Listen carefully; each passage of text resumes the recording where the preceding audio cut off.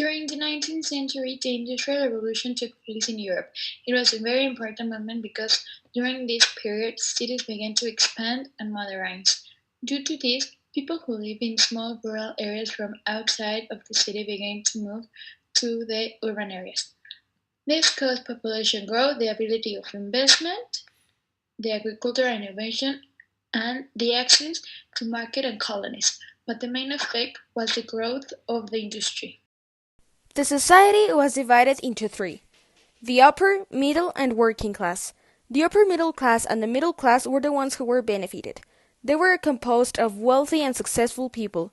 On the other hand, we had the working class.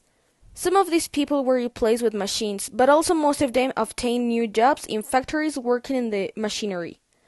Workers used to work for 5 to 7 days for around 12 hours. Even though they worked for several hours, they earned low wages, and even lower the women and the children. Due to this, poor families made work all their capable family members, even their children, in order to sustain their families. There were lots of factors that made this movement. One of the factors is that more of the 20% of the population in Britain was made up of children between the years of 10 to 14, which were the ones that work in the industries. Also, other factor is that children could manipulate easier the machines because of their little hands. Other is that one of the factors of the use of children in industries was that they could be paid less than a normal worker because they couldn't write or fight for their rights.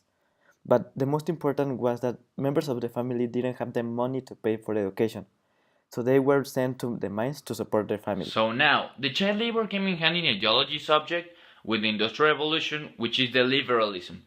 This ideology talks about how the economy wasn't controlled by the government, instead it was controlled by the citizens and especially by the ones who had their own industries.